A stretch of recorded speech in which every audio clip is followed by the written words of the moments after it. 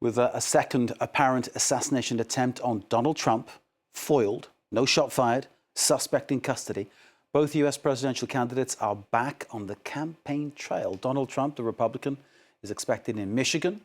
Kamala Harris, the Democrat who's leading the opinion polls, is in Pennsylvania to speak at the Black Journalists Forum.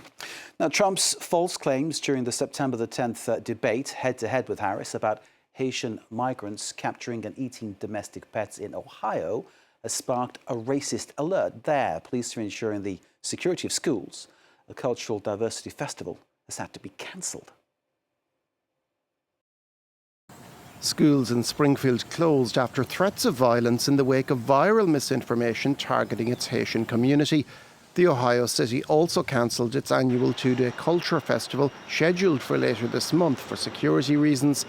Unfounded online claims about Haitian immigrants in Springfield stealing pets and eating them have been amplified by Donald Trump and his running mate J.D. Vance.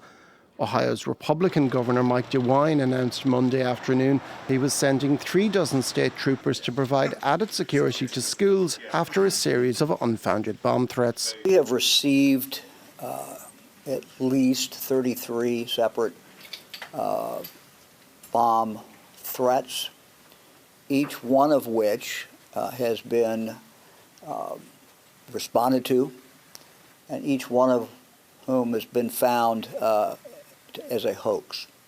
DeWine said many of the bomb threats were coming from one particular country, though he did not specify which one. Far-right groups have capitalised on the misinformation spread by Vance and Trump. At the weekend, members of the far-right Proud Boys were seen marching through the streets of Springfield, and a branch of the Ku Klux Klan spread leaflets with hateful messages. It's a situation that has congregants at this Haitian church worried. They feel the threat. They feel they're not welcome. They feel people are talking about them. Springfield, a largely white town, has seen a boom in population in recent years, fueled mostly by Haitian immigrants attracted by its economic revival and new businesses in search of manpower. The rise in population has put pressure on schools and services, though local authorities deny reports of social tensions. Oliver Farry, our reporter there. Let's bring in Fraser Jackson. He's our correspondent, of course, in Washington. As you can see in his position near the White House, he's got the stripes. The stars will be added later. Great to see you, sir. Can we talk about the latest on the assassination situation? Because clearly Ryan Routh in custody, no shots fired. There's all a big kerfuffle regarding the role of Secret Services. Donald Trump, meanwhile, has spoken for the first time. Give us a sense of what he's saying. Yeah, the rhetoric coming out of Donald Trump in the wake of this second assassination attempt is vastly different to what we saw after the first assassination attempt. If you cast your mind back to July, you'll know that Donald Trump said that he was going to call for national unity. That's what we heard from the Trump campaign, especially, obviously, this was just before the RNC, the Republican National Convention. And he said that in that speech, Donald Trump would strike a tone to lower the national temperature. Well, that is vastly different to what is happening this time round. Donald Trump, in a series of both posts on his social media platform, Truth Social, and also interviews with various outlets, including Fox Digital, has blamed the Democrats for amping up the national rhetoric and for providing an environment in which people feel emboldened to be able to carry out this kind of attack. Of course, this has been pushed back against by the Democrats, who many of the surrogates for the Harris campaign are saying that it's Donald Trump and his campaign which have actually fostered this kind of environment. But Kamala Harris herself, following very much in the similar vibe to Joe Biden, saying that there is no space for political violence in the United States, and that they are both very pleased that Donald Trump is safe. We know that Joe Biden actually had a phone call with Donald Trump late on Monday evening. It's said to be a very convivial conversation, and that Donald Trump expressed his thanks to Joe Biden for reaching out to him. But what he says to Joe Biden's face and what he says in public are two very different things, and no doubt Donald Trump will be using this to his advantage as the campaign continues in those battleground states this week.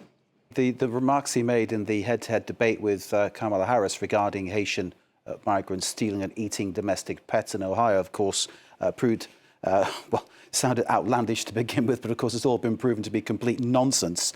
So his reason for stating that was purely inflammatory to try to inflame people towards his side in some way, shape or form.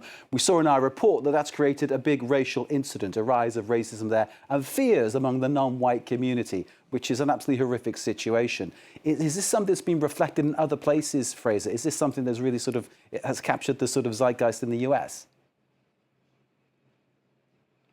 Well, of course, racial tensions have always been an issue in the United States, and those tensions have definitely been stoked over the course of the last few years. Now, if you cast your mind back to the last election, the immigration note that the Republicans were striking was about caravans of migrants coming up through South America, through Mexico, to invade the southern border. Well, now that message has changed to a lot of them are coming up through the border, but a lot of them are already here, which is why these Haitian migrants have now found themselves in the national spotlight. Donald Trump said he was going to cause mass deportations of these people from Springfield, Ohio, but it must be said that these people who are in Springfield, as an example, are here entirely legally, the vast majority of them. They're here under temporary protected status, which was extended because of the civil unrest in Haiti. It's a similar statute that is used by refugees from Ukraine, for example.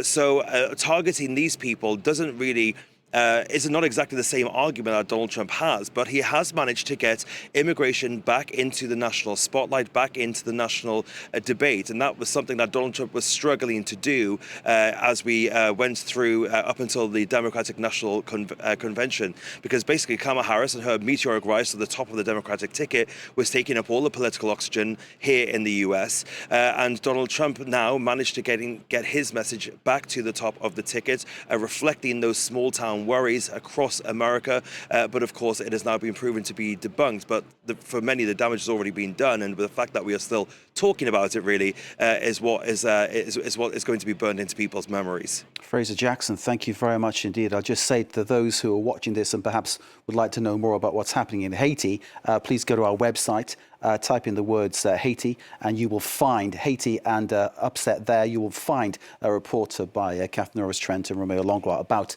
the extent of the violence that's made many people flee Haiti for their lives in many cases. Fraser Jackson, as always, great to see you, our correspondent watching everything for us there in Washington. And we, of course, continue our coverage of the US presidential election campaign. Just remember, 7 weeks to go until voting day, November the 5th.